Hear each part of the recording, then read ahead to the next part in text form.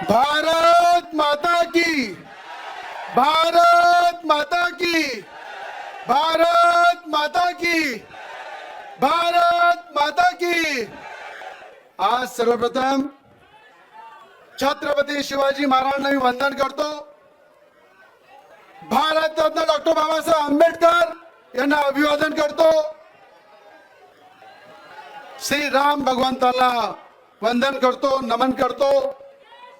पवन पुत्र हनुमान बजरंग बलीला सुद्धा त्यांच्या चरणी मी नमन करतो।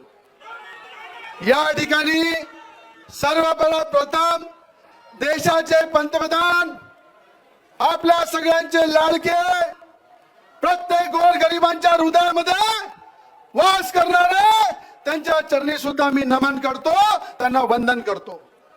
या ठिकाणी उपस्थित आमचे महाराष्ट्राचे नेते, लोकप्रिय उपमुख्यमंत्री देवेंद्र फडणवीस साहेब, ज्यांना आज जनतेने या ठिकाणी त्यांचा फोटो वरती करून जे त्यांचं स्वागत केलं, हे साहेब स्वागत नाही आहे, यांच्या हृदयामध्ये तुम्ही आहे।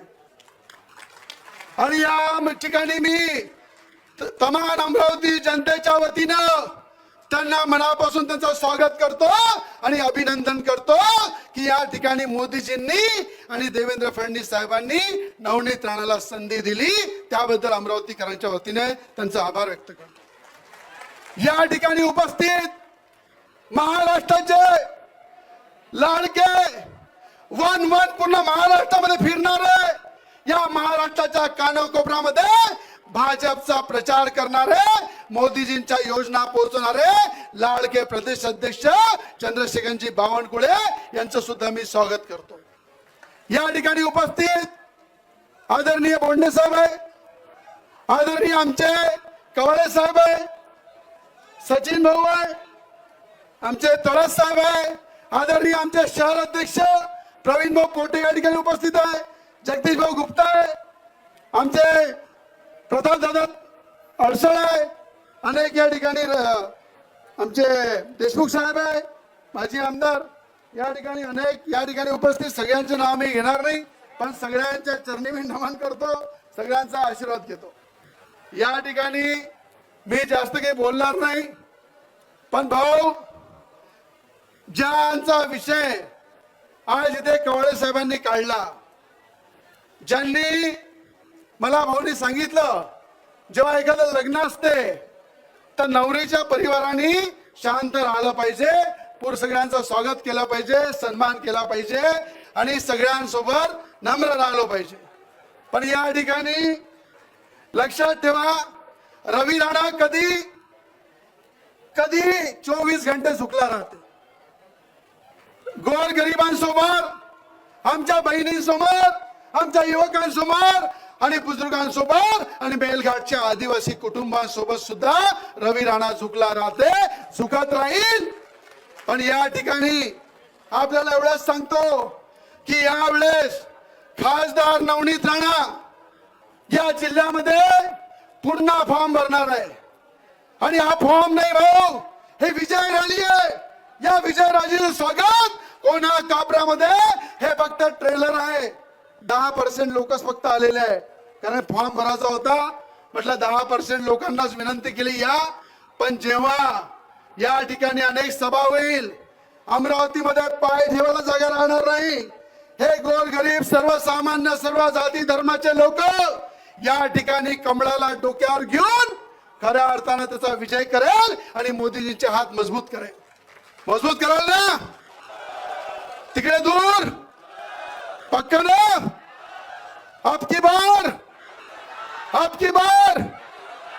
आणि ज्यांनी 2 दिवसाआधी फॉर्म भरला त्यांना सांगणं आहे की या ठिकाणी ही जनता जे आहे, देख लो आंखों से और कमल खिलेगा लाखों से, कमल खिलेगा लाखों से।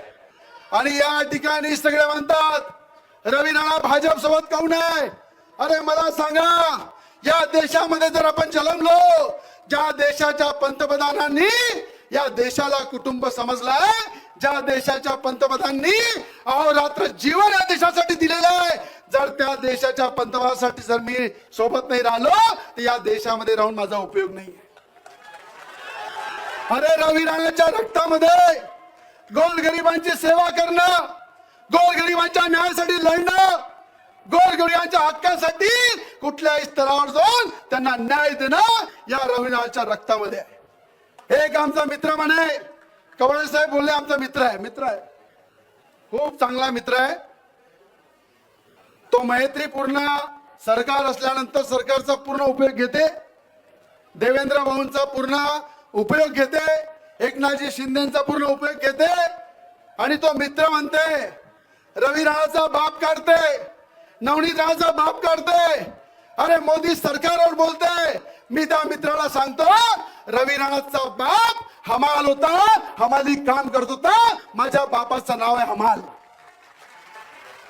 अरे नवनीत राणाचा बाप तो माझी सैनिक होता, त्या बॉर्डरवर लढला, अनेकांची सुरक्षा केली, सेवा केली. तो नवनीत राणाचा बाप. अरे आज ज्या घरामध्ये मी जन्मलो, मी भाऊला सांगितलं जेव्हा मी तुमच्या चांगल्या कामामध्ये साथ देऊ शकलो नाही तर मी राजकारणामध्ये राहणार नाही. राजकारण हा माझा धंदा नाहीये. राजकारण करून मी पोट भरत नाही, राजकारणामध्ये मी माझ्या संपत्त्या वाढवत नाही. मी राजकारणामध्ये जनतेची सेवा करण्यासाठी आलेला आहे. आणि मी आज इथे नवनीत राणा भाजपमध्ये गेल्या, त्या याच्यासाठी गेल्या की देशामध्ये पंतप्रधान जे काम करताय त्या कामाचा जर त्या फुलाची पंखडी जर बनू शकलो नाही, त्यांच्या एवढ्या योगदानासाठी एखादं नखून एवढं जर आपण साथ दिला नाही तर म्हणे आपला राजकारण काही करून उपयोग नाही. हे नवनीत राणाचे शब्द होते. अरे रवी राणाला म्हणतात की मोठी संपत्ती आहे. भाऊला विनंती करतो, जेवढ्या चौकशा करायच्या आहे उद्धव ठाकरेंनी 33 महिन्यामध्ये करून टाकल्या. 33 महिन्याच्या सरकारमध्ये हेच आमचे भाऊ, आमचे मित्र तिथे मंत्री होते, कामगार मंत्री होते, महिला बाल कल्याण मंत्री होते, आपलं इरिगेशनचे मंत्री होते. एवढा मंत्रीपद भोगताना मी 2.5 वर्षापासून चिल्लावत होतो की आमचा शेतकरी परेशान आहे, आमचा शेतकऱ्याच्या बांधावर उद्धव ठाकरे म्हणे येतो, अजून 2.5 वर्षात पत्ता नाही आहे. त्या सरकारमध्ये आमच्या जिल्ह्यातले 2 मंत्री होते. एक माझी बहीण तिवसा मतदारसंघातली आणि अचलपूरचा माझा भाऊ, हे दोन्ही मस्त 33 महिने मंत्रीपद भोगलं. मी त्यांना प्रश्न करतो, कोणत्या कामगाराचा तुम्ही उद्धार केला? कोणता अचलपूर मतदारसंघामध्ये एक प्रकल्प सांगा तो पूर्ण झाला? आणि मी छाती ठोकून सांगतो, या महाराष्ट्रातला विदर्भातला दुसरा प्रकल्प आहे पीडी प्रकल्प. त्या प्रकल्पामध्ये शेतकऱ्यांना जेव्हा काँग्रेस सरकार होती तेव्हा 1 लाखानं जमीन घेतल्या होत्या. जेव्हा देवेंद्र फडणवीस साहेब मुख्यमंत्री झाले ते 12.5 लाख रुपयांनी पैसे दिले आणि तो प्रकल्प पूर्ण झाला. अरे शेतकऱ्यासाठी 5 ते 6 वेळा जेलमध्ये झालं गेलो. हे मुख्यमंत्री होते उद्धव ठाकरे. त्या ठिकाणी शेतकऱ्याची परिस्थिती खराब होती. मोजरीला मी आंदोलन केलं. दिवाळीच्या 3 दिवसाआधी मला जेलमध्ये टाकलं. यातले अनेक शेतकरी माझ्यासोबत होते. तेव्हा आमचा भाऊ मंत्री होता, आमची बहीण मंत्री होती. तेव्हा त्यांना हे कळलं नाही की रवी राणा शेतकऱ्यासाठी जेलामध्ये गेलेला आहे, त्याला बाहेर काढलं पाहिजे. फोन करून सांगितलं की रवी राणाला सतरंजी देऊ नका, पाणी देऊ नका. आणि त्या ठिकाणी आम्ही दिवाळीच्या 1 दिवसाआधी अन्नत्याग आंदोलन केलं. जाऊन पाहून घ्या त्या जेलच्या डायरीमध्ये. दिवाळीच्या 2 दिवसाआधी आणि 1 दिवसापर्यंत आम्ही जेवण केलं नाही, अन्न त्याग केलं. शेतकऱ्याची दिवाळी काळी होता तर रवी राणा सुद्धा आंध्रामध्ये राहायला तयार आहे.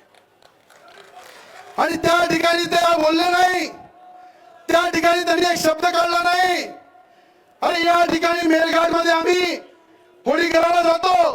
आता होळीच्या दिवशी 3 कुटुंब त्या ठिकाणी रस्त्यावर ऍक्सिडेंट मध्ये मरण पावले.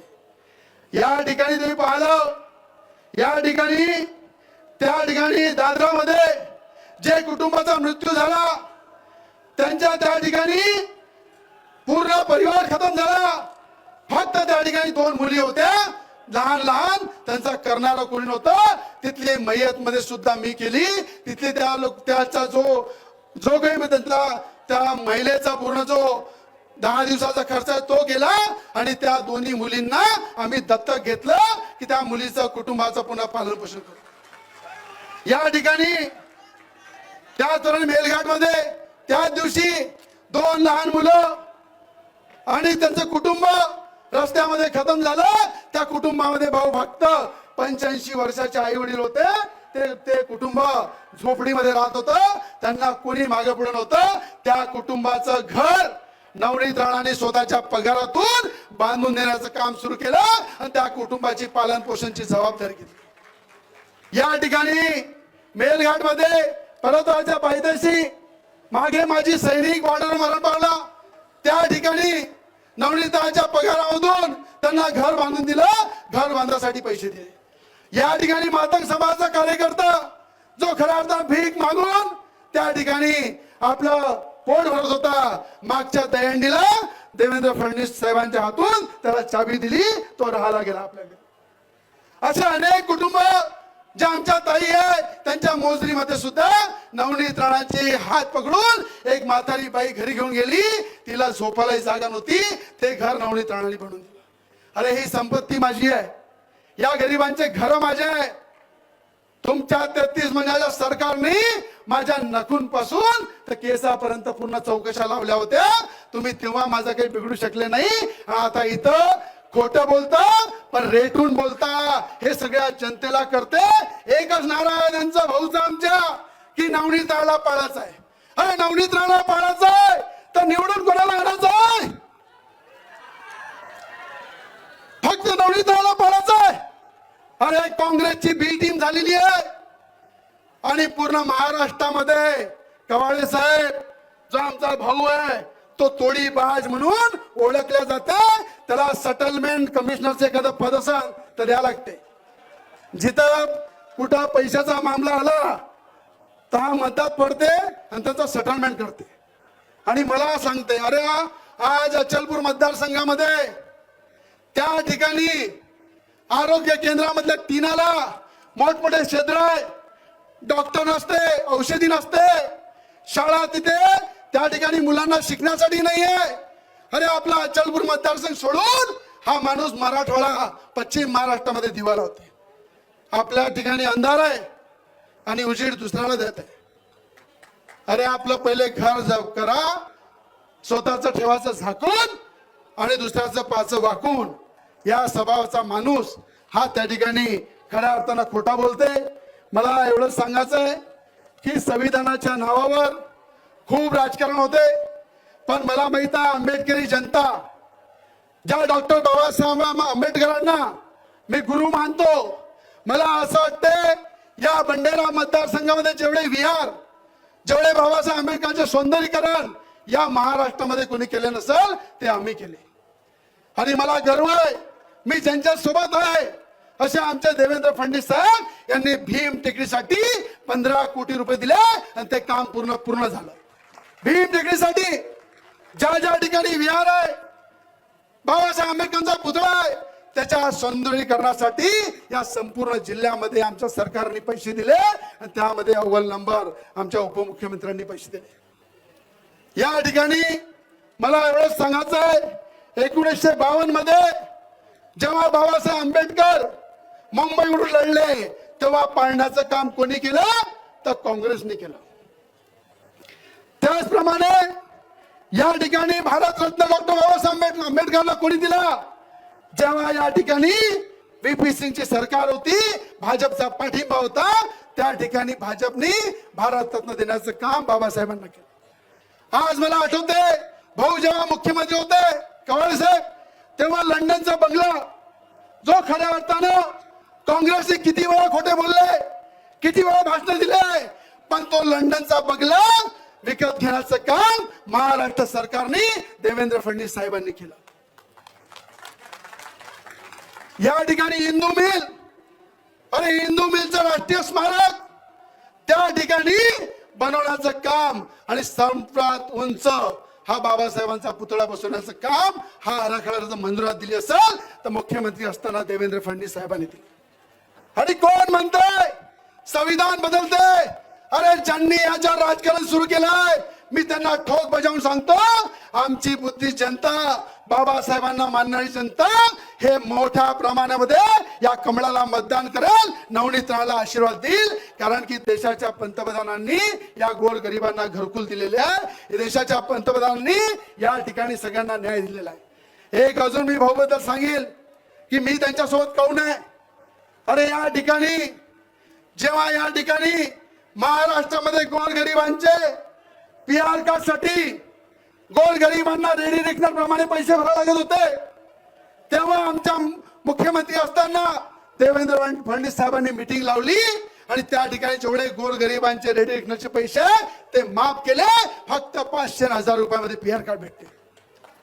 मी भाऊ 40,000च्या वर PR कार्ड वाटले. आता आचारसंहिता लागायच्या आधी जवळपास 15 ते 20,000 PR कार्ड मी स्वतः वाटले. आणि मी तुम्हाला सांगतो येणाऱ्या काळामध्ये एकही गरीब माणूस बिना घराचा राहणार नाही. भाऊ या ठिकाणी महाराष्ट्रामध्ये PR कार्ड देतील आणि देशाचे पंतप्रधान घरकुल देतील.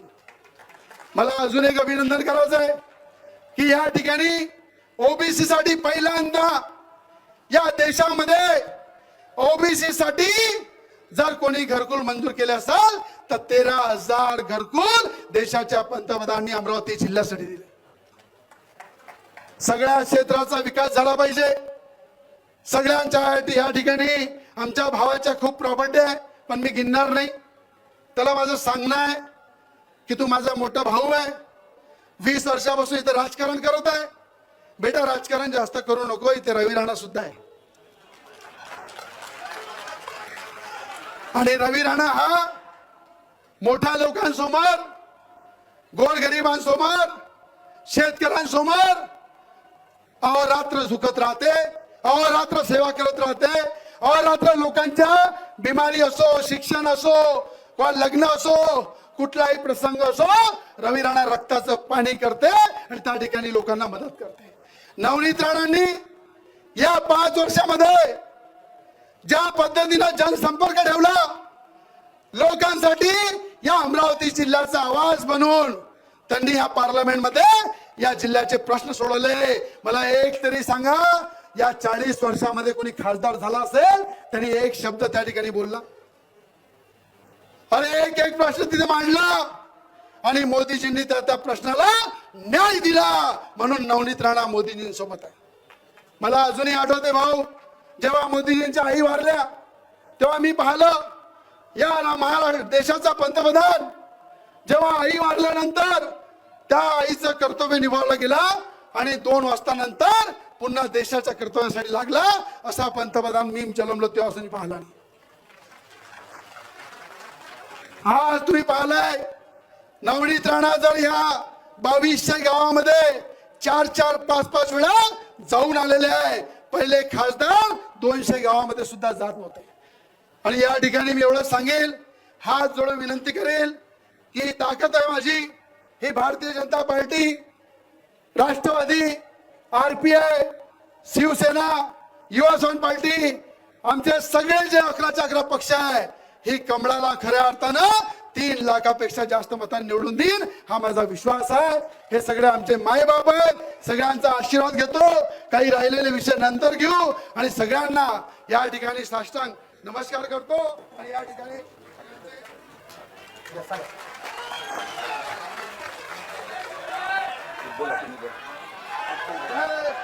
जय श्रीराम, जय जय श्रीराम. भारत माता की, भारत माता की. या ठिकाणी माननीय लोकशाही मराठी ऐका, पहा, जागरूक रहा.